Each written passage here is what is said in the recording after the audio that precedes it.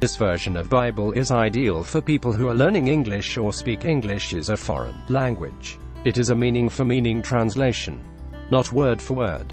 The translated meaning of the original message is as clearly and accurately as we can in plain English. We have changed the order of words if that makes the meaning clearer in English. Matthew chapter 20. There are 4 points in Matthew chapter 20.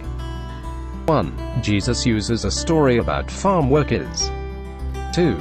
Jesus talks again about his death. 3. A mother asks a special favor. 4. Jesus heals 2 blind men.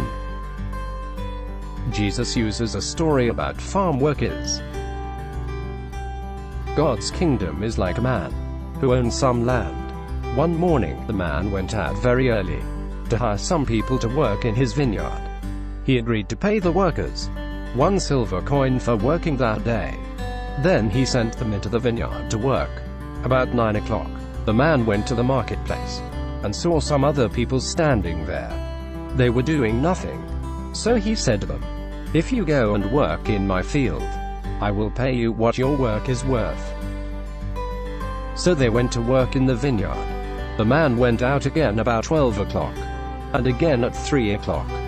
Both times he hired some others to work in his vineyard. About 5 o'clock, the man went to the marketplace again. He saw some other people standing there. He asked them, "Why did you stand here all day doing nothing?" They said, "No one gave us a job." The man said to them, "Then you can go and work in my vineyard." At the end of the day, the owner of the field said to the boss of all the workers, "Call the workers and pay them all. Start by paying the last people I hired. Then pay all of them, ending with the ones I hired first." The workers who were hired at 5 o'clock came to get their pay. Each worker got 1 silver coin. Then the workers who were hired first came to get their pay. They thought they would be paid more than the others, but each one of them also received 1 silver coin. When they got their silver coin, they complained to the man who owned the land.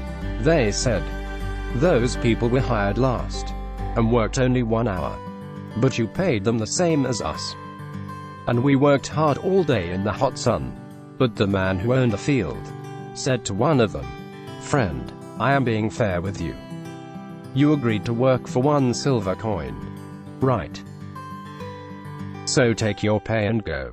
I want to give the man who was hired last the same pay I gave you. I can do what I want with my own money. Why would you be jealous because I am generous?" So those who are last now will be first in the future, and those who are first now will be last in the future. Jesus talks again about his death. Jesus was going to Jerusalem. His 12 followers were with him.